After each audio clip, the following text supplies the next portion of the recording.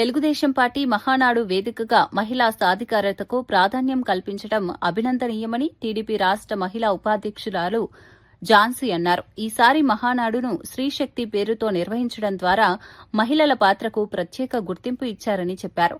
మహానాడు సందర్భంగా ప్రజా ప్రయోజనాలకు సంబంధించిన పలు కీలక నిర్ణయాలు, సంక్షేమ అంశాలను పార్టీ ముందుకు తీసుకువచ్చిందని తెలిపారు.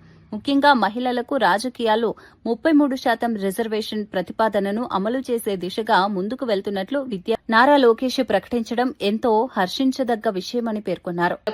అలాగే ప్రజలకు ఏ మంచి చేయాలన్నా కూడా మహానాడు వేదికగా ఎన్నో నిర్ణయాలను ప్రకటిస్తూ ఉంటారు. అదేవిధంగా ఈ మహానాడులో కూడా మహిళలు ఎన్నో సంవత్సరాలుగా ఎదురు చూస్తున్నటువంటి వారి కలను మన నారా లోకేష్ గారు నెరవేర్చడం జరిగింది.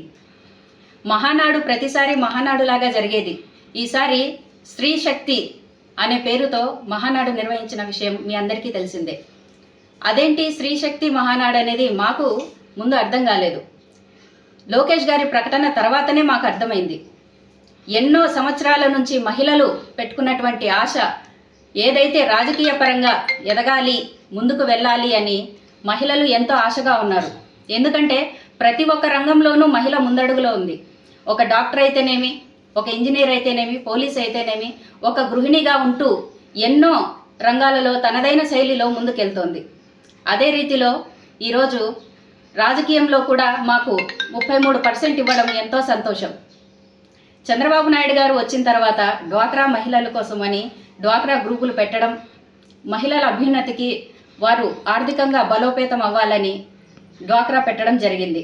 అలాగే ఎన్టీ రామారావు గారు మహిళలకు, ఆడబిడ్డకి స్త్రీనిధి ఖచ్చితంగా ఆస్తిలో సగభాగం రావాలని ఎన్టీఆర్ గారు ప్రకటించడం, అదేవిధంగా ఆనాటి నుంచి ఈనాటి వరకు కూడా మహిళలకు ఎంతో పెద్దపీట వేయడం జరిగింది. అదే రీతిలో ఈరోజు తాత, తనయుడు, అల్లుడు, అదేవిధంగా మాకు మహిళా పక్షపాతి అనేది తెలుగుదేశం ఎప్పుడు కూడా బడుగు బలహీన వర్గాలకు పక్షపాతిగా ఉంటుందనేది మరొకసారి ఈరోజు నిరూపించడం జరిగింది. రేపు జరగబోయేటువంటి ఎలక్షన్స్లో మహిళలకు 33% సీట్లు ఇస్తామని చెప్పి లోకేష్ గారు చెప్పడం వల్ల మాకెంతో సంతోషంగా ఉంది.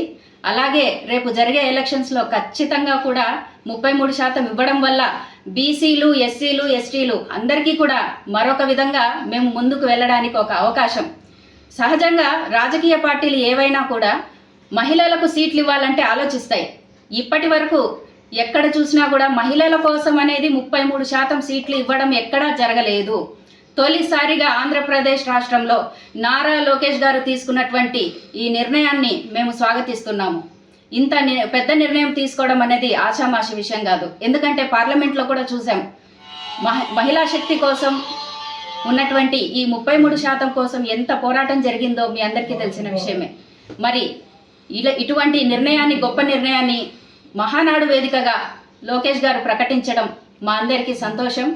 అలాగే నిన్న ఈ బిల్లును ఎవరైతే ప్రతి ఒక్కరూ ప్రతిపాదించారో దానికి సపోర్ట్ చేసినటువంటి ప్రతి ఒక్కరికి కూడా పేరు పేరున ధన్యవాదాలు తెలియజేసుకుంటున్నాము. మరీ ముఖ్యంగా నారా లోకేష్ గారికి, చంద్రబాబు నాయుడు గారికి మా మహిళా లోకం తరపు నుంచి కృతజ్ఞతలు తెలియజేస్తున్నామండి.